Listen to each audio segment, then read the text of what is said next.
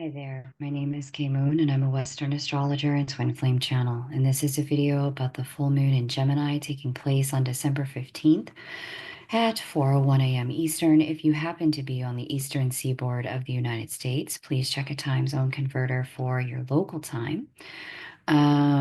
Really excited about this light worker energy update. There's so much newness, pattern changing, shaking it up, switching it up. Like it really seems like the stars are working with us to shake us loose from anything habituated. Now, your relationship to change, my relationship to change is what's going to dictate whether or not this is exciting or anxiety producing. So hopefully you have a great relationship to change. If you take a look over here on the left, we certainly see there's a lot of mutability in the sky under the mode mutable. There's 8 different planetary placements with this chart. With fixed particular planets, there are 7.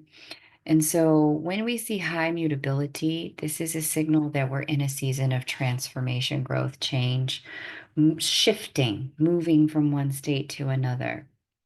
But when we see high fixed energy, this is the energy of stabilization. What's interesting about this is that there are those, and I'm sure you've probably seen it as we've come into this full moon, who will bend and flex, that's the mutable energy, in any way they have to maintain the status quo. That's the fixed energy. But in the light, that same energy can be used to move into, to shapeshift and then establish a brand new reality. Whether or not we use this in the shadow or use this in the light, going to be up to us. A couple of things before we get into it. All readings and bookings are in the month of January at this point. Thank you to everyone who has filled out my December calendar and early January calendar. I cannot wait to talk to you. Really excited to do your reading. I did extend the relationship reading savings. So that savings is available. The coupon code is in the community section and then the description box below this video. So if you wanted to book a synastry reading with me, you absolutely can. It is 30% off just until Sunday night. And once Sunday night hits, we're going to close out at savings, and relationship readings will go back to regular price until December 17th. That will be the close of the last eclipse that was so relationship focused. Once that eclipse season fully closes, 90 days after is the close window. That is when the relationship readings will remain in the vault until we get to Venus and Juno retrograde season. Lastly, happy holidays. Thanks for an amazing year. It's been a lot of fun to grow, learn, and read with you all. And I look forward to doing it even more in 2025. Here is our new moon right there in the very flexible sign of Gemini. We see that our new moon is semi-sextile to the planet Uranus. Now, semi-sextiles are an angle I don't talk about a lot, but we've seen a lot of them show themselves since about, I'd say, 2021 as really important energies in the chart.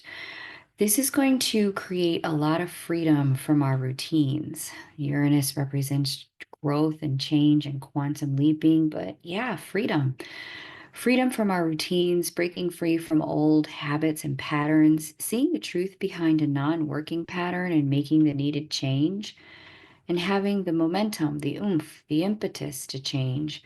There's a lot of inspiration here for movement. As Gemini is one of our movement-oriented signs, it deals with short distance travel. And there's a lot of opportunity with Uranus in communication with this full moon for intuitive flashes for some, creative insight for others, and out of the blue opportunities, information, insight, and intuition. This is a moment in time where we're going to get intuitive hunches on how to change things up for the better. So when you see these hunches come in, take advantage of it. Even if it's only just about changing your holiday traditions, like what do we eat for breakfast at a holiday? or how to spend your holiday. If you normally spend it alone, you might get an invitation to spend it with others, this sort of thing. Unexpected invitations are likely to come in with this energy. When they do show up, take them. They do look advantageous. And in particular, they look very healing, both for you and anyone who's inviting you, mostly because of the Chiron component with this moon. And we're going to talk about that momentarily. But invitations also look supportive for breaking up routines that just aren't serving us. Even if we normally do one thing during this time of year, heading into a new year, if a random invite comes in, just take it. Something about shaking up the routine in small ways with Uranus semi-sextile to this full moon does lead to insights and intuitive hits that you're going to need and breakthrough ideas, as well as for some connections that you may have been waiting for, calling in, praying for. So definitely say yes to any invitations that come in this energy. Now, we also see that this new moon is square to Neptune and Pisces there. Yeah, a little chance here of an emotional lack of clarity. Let me be more clear and direct. There's a high chance of an emotional lack of clarity, potentially some mixed messages between the mental, spiritual, and emotional levels between yourself and another person or yourself and yourself. This can be really challenging for those of you who operate in high levels of intuition and high levels of empathy, because you may get a lot of people saying one thing, but energetically you're picking up on a different frequency or different reality. So make sure you're grounded as you move about with different people. It's a very social time of year heading into the new year for many. At worst, though, this can be straight misunderstandings or just straight up deception with Neptune square moon. This can make for a very confusing time, especially if there's any conflict between your own inner emotional reality, mental reality, and spiritual reality, especially with Uranus and Neptune both speaking to this particular full moon. Uh, but again, it does serve the purpose of shaking us up, shaking things up, getting us out of foregone conclusions and helping us to be more in the moment. This will also aid in releasing attachments when Neptune is square the moon. Neptune loves to release things. Moon and shadow can be about a lot of attachments, healthy or unhealthy. It can just operate in attachment as opposed to connection. So if there are unhealthy attachments in your life that do seem to be harder to grasp at this time, great. Take advantage of it. Let it go. If it wasn't healthy or helpful, we can utilize this full moon in this way. There's also a chance that you could get, or we could get a little in our head and spin out, getting activated for escapist tendencies. Stress can really come in, activated nervous system with Uranus in communication with the moon. Neptune in communication can also cause that storytelling, that spinning, letting imaginations or rumination get the best of us, or stewing in difficult emotions instead of moving ourselves, moving our body, change it up, break it up, digest the emotion. But the light side of this is that because the imagination can get very stirred in this energy, is that we can use this for creative endeavors in the arts, in business, to set intention or dream about 2025 and where we want our lives, careers, financial lives, romantic lives, family lives to go. We can use this energy to imagine things outside of our norm, but also to start to see things from a different perspective. Again, many of you who are empathic and intuitive, who are subscribers of this channel, I've certainly seen a lot of you are very gifted. You may find that you start to get revelation or intuitive hits about people you're close to and how their mindset works or their emotional structure is working that can really support you in greater compassion and connectivity with people, but also really show you where you need to be personally if the relationship is a healthy relationship for you to engage in, or if there are conversations that you need to have in order to bring things into either balance or alignment. Gemini is all about communication. And so with Mercury retrograde, Gemini's ruling planet is Mercury. This is a great time for review type of conversations as these new insights come in, where you can check for understanding with another person or reveal the truth of your heart. When I said X, Y, and Z, what I meant was this, but I'm not sure if that's what you heard. I want to acknowledge that it may not have come off my true intention the way I meant it, but I also want to clarify this was my true intention. Great time for communication cleanup, great time for acknowledging or honoring where you're at, or if there's incongruence or confusion, and giving yourself the opportunity, use that intuition, use that imagination to dream up next steps or have creative conversations in your collaborations. Okay. We also see a trine to the new moon from Lilith and Vesta here in relationship and fairness oriented Libra. This adds an element of feeling quite committed to the direction we want to go in love and having some clarity about it. It could even be about talking about where you want to go and what you want to do and what matters to you in relationship with friends and family as we close out the year. Again, it's a really beautiful energy for communication, lots of air sign placements here. We've got Jupiter and Moon in Gemini. We have a small asteroid stellium in Libra, and plenty of fire energy, and fire and air go quite well together. We see Pluto, Ceres, Cheroklo, and Venus in Aquarius. Lots of air, lots of fire, lots of opportunity for heart to hearts and taking action, thoughtful communication, and reflection for those of you who prefer to use this energy to reflect. This is a great time. We also see, as I mentioned earlier, Chiron sextile this particular new moon. And this Chiron energy is going to make it easier to access the light side of Chiron. I really love to see the sextile with this. And the light side of Chiron is the guiding, the healing, the leading, the teaching other people, supporting them in their healing. So you may find that you are called upon at this time to be a counselor for others, or that you're seeking the wisdom of someone who may have a different perspective to help you see things in a new way and get out of your own ruts. If there's been something that you're really ready to let go of or shake off as we close out this year, having those conversations where you can get guidance from someone you trust can really go a long way under this Gemini full moon energy.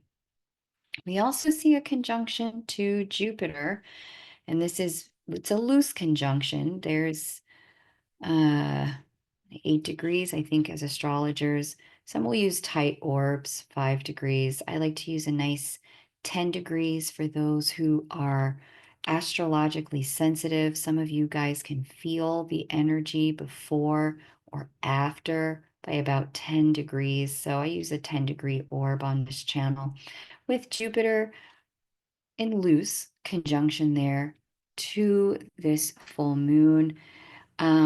This can actually amplify, because Jupiter is an amplifier, communication and conversation, even revisitation of old convos, as I mentioned, with Mercury retrograde opposing that Jupiter, and Mercury being the governor of this particular full moon. Things that you thought were long dead and buried in communication. I thought we buried the hatchet on that, or I thought we talked about that. Well, Mercury retrograde opposite Jupiter and Gemini may just bring it up. So, um, this is a great time if anyone, like I said, if there's been a misunderstanding, either you didn't communicate clearly yourself or somebody else said something and it just didn't land the way you thought. you might want it to land. Great time for a check-in to review, get on the same page. One caveat here, you really want to be careful of the shadow side of Gemini. That can really show up here. The shadow side of Mercury retrograde with this. We can see gossip with this or reckless venting, leading to some unintentional manifestation, especially because that semi-sextile also applies to Jupiter in communication with Uranus. The combination of them bring things into rapid manifestation. Specifically, if we are experiencing attachment to a subject, that's the shadow side of Taurus, where Uranus is. And we keep talking about it. That's the shadow side of Gemini, like just not knowing when to put it down. All signs have a shadow. I'm not beating up on Taurus or Gemini. So if you're a Taurus or a Gemini, hey, lots of love here for you. But we all have these placements in our chart, and we can all experience them both in light and shadow. That rapid manifestation energy, it can certainly be used to your advantage if you're clear about how to manifest the things you want, the desires of your heart. Use this to your advantage, especially in the worlds of writing and speaking. But if you know that there's a situation that you're over, and you don't want to re-experience it in the third dimension, utilize this energy a different way rather than venting, gossiping. Great time to really start to plug in your imaginative capabilities about what it is you do want to experience, what you do want to see. This will give you that opportunity to really harness the astrological energy of manifestations to start bringing it into form. Okay. We also see a square to Saturn and Pisces with this particular full moon. Saturn loves to bring some structure to stuff. And it adds to the Neptune square, and it adds another option where Neptune creates confusion, Saturn creates groundedness. Where Neptune adds imagination, Saturn creates the work ethic to bring it to bear. Where Neptune can create escapism, Saturn can create focus. The two of them are an extraordinarily powerful combo. So use it for what you want. Do not let it use you. We see here that there's a bit of a T-square. I'm going to clear this up so we can talk about the T-square. Here's our full moon in Gemini opposite Sun, like they do at full moons. We see this Saturn-Neptune energy in square. This constitutes a bit of a T. You can see on your screen. There's no occupation, however, in mutable sign Virgo. And so we have the option to pick Virgoan choices with our light body, or take Virgoan actions with our God incarnate self. And we have the option here where if we lean into Virgoan energy, decisions, paying attention to details, and discernment, it will really help us harvest the best of this energy and focus in on how to take advantage of it instead of getting pushed around by it. So we don't get carried away with ourselves. There, in a moment, I'm going to share some signs who feel this most, and I'm also going to talk about other planetary energies that are not aspecting the moon but are active at this lunation. So stay tuned for that. But if you know you could use a reading and the astrology has intrigued you for a while and you just want to better understand your chart or what's ahead in 2025, what should you expect, especially because next year kicks off with some pretty significant retrogrades in the love and work departments. Mars retrograde, Venus retrograde, Juno retrograde. Now is a great time to get on my calendar in the month of January, early on in the year, so we can get in front of the energy and talk through what you need. kmoonastro.com is where you book. Link is below this video. Relationship readings specifically go back in the vault on the 17th. So if you know you'd like to look at a relationship in particular, definitely book that ASAPishly. Signs who are going to feel this particular full moon the most include Gemini, Sagittarius, Sun, Moon, Rising, and Stellium, Pisces, Virgo, also Sun, Moon, Rising, and Stellium, Libra, and Aquarius, Sun, Moon, Rising, and Stellium. Now, there are some other energies in play here, so let's go ahead and talk about those. We're going to look at this Mercury retrograde. Thank goodness that's almost over. We're going to see the end of that December 15th, give or take, depending upon which hemisphere of the world you're in. And we'll see Mercury leave the retrograde zone on January 2nd, again, depending upon which hemisphere of the world you're in. We'll see the final resolution of themes brought up by Mercury retrograde, this final Mercury retrograde of the year, as we close out 2024. So, something to be aware of there. Mercury retrograde is opposite this Jupiter in Gemini. We also see a sextile here to Venus in Aquarius at that ninth degree. We're going to talk about what all this means in a moment. We also see a trine to Mars, who is fully in full swing retrograde now. We're all feeling the energy of that. And so this makes for some very interesting energies, especially because we see Venus opposite Mars there. Whenever we see Venus and Mars in conversation, we get a lot of passionate, action oriented, um, must act on the wellspring of desires in the heart type of energy in the collective. And here they are, one in air, one in fire. So this is a very action oriented, passionate sort of energy. Now, in shadow, we can kind of steamroll other people, even if we don't mean to, but we can also utilize this in the light to get things done. This is one of those energies and one of those times where the universe is providing us with extra oomph, extra life force to be able to move through what for some can be a very busy time of year. For those of you who don't really celebrate many holidays at this time of year, outside of the collective Gregorian New Year calendar, if you've got projects that you'd like to hone in on and wrap up before you close the year or get a head start on before you move into the early parts of next year, this energy will certainly give you both the ideas, the impetus, and the capacity to begin moving on it. What's interesting, though, is with Mars and Mercury retrograde and them in conversation with one another, this is one of those period of times that can be laced with a lot of cleanup. So going back over either records or written word or documents and contracts with Mercury retrograde, cleaning up anything that needs to be cleaned up, especially with written words or contracts, negotiations, things of that nature. And then the Mars retrograde part allows us to review actions taken, or is our ambition really aligned with the desires of our heart, the things we're choosing to do? Do we need to reset? And this is a really wonderful use of Mercury and Mars retrograde.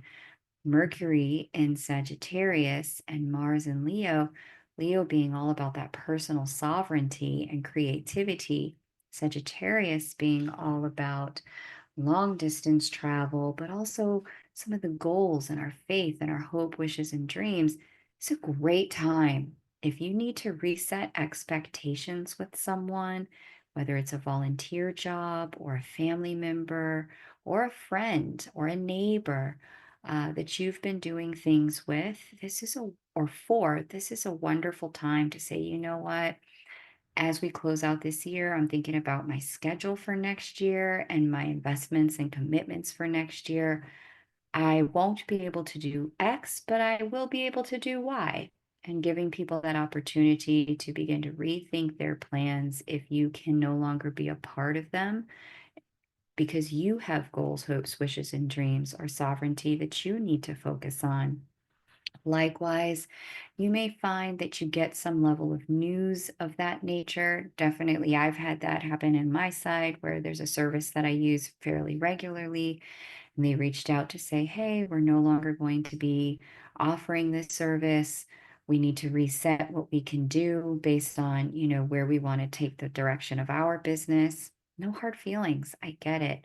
So you may get or give communication of that nature as you look through. Again, it's a great time for some bookkeeping, double checking your numbers, also having a look for where in my life can I close out cycles that aren't serving me, patterns that aren't serving me, have the appropriate communications before we close out the year.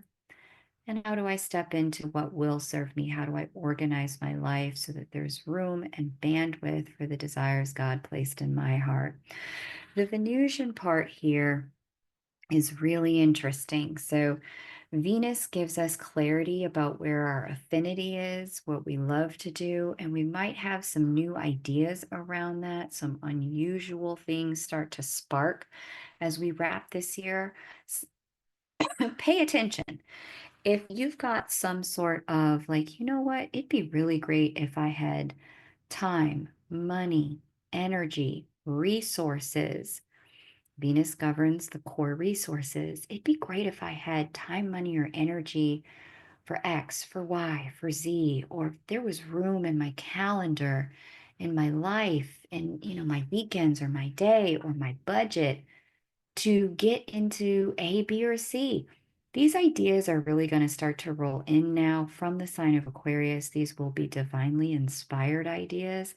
They're coming at a time in the lunar year, right? Gemini full moon, where the planets are on your side for restructuring your life in such a way that accommodates where you're growing and what you're growing into.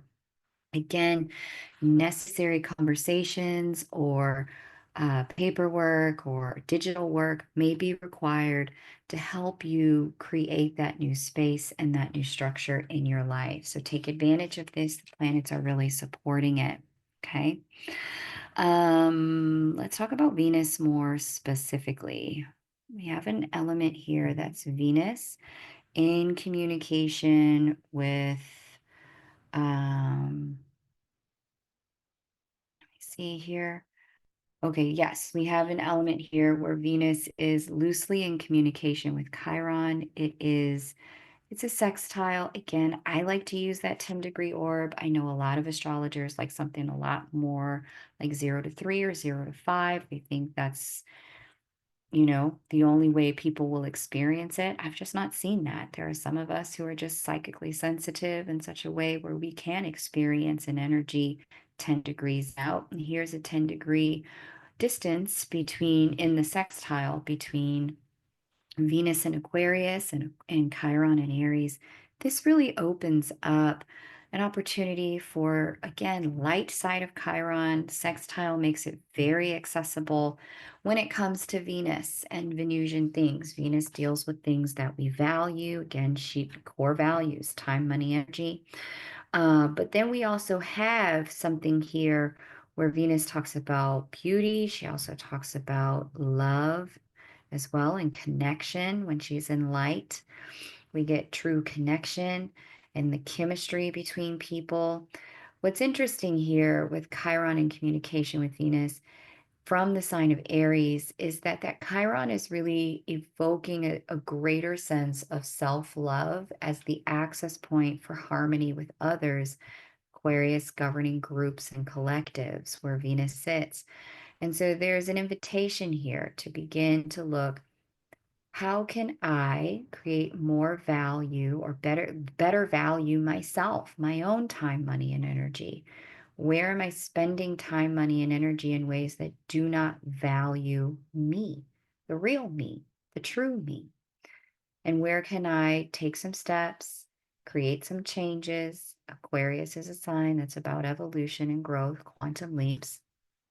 Where can I make some changes that facilitate greater alignment with who I really am and where I'm growing at this point? So beautiful energy, again, for getting into that self-alignment as we close this year.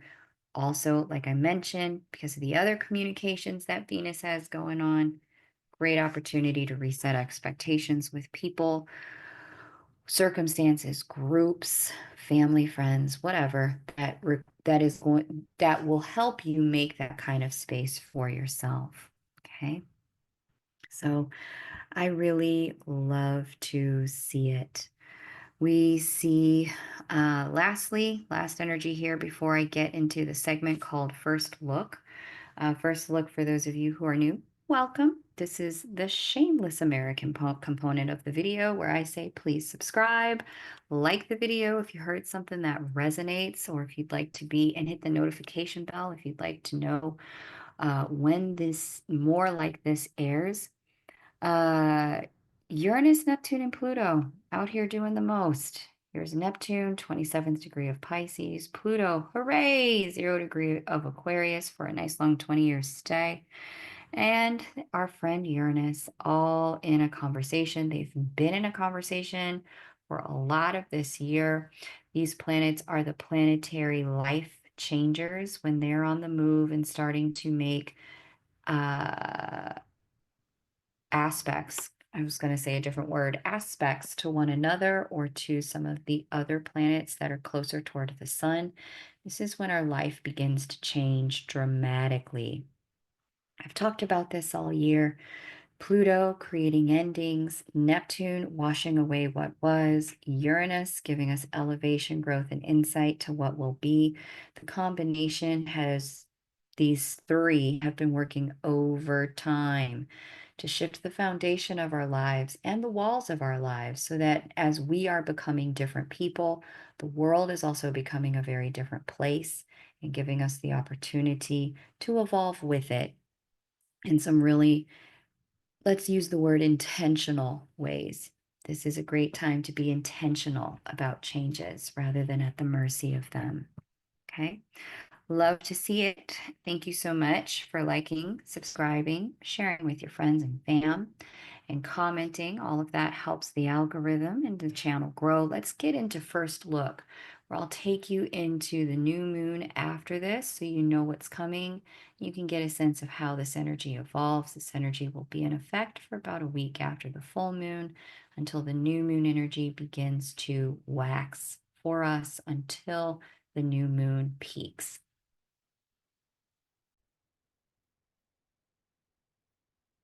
So here we are with the Capricorn new moon energy. It is taking place on December 30th, last new moon or lunar update for 2024. Wow, can't believe this year went by so fast. 5:26 a.m. If you happen to be on the eastern seaboard of the United States, definitely check a time zone converter for your local time. This is my first look at the chart, and this is my first impression of it. Here is our new moon.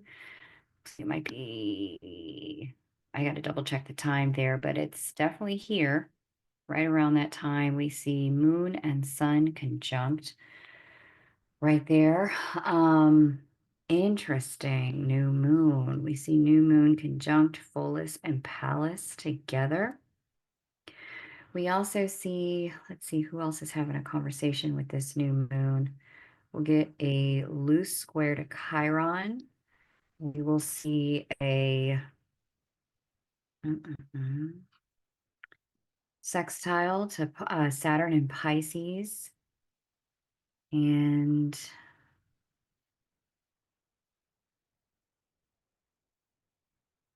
okay, that's what we got.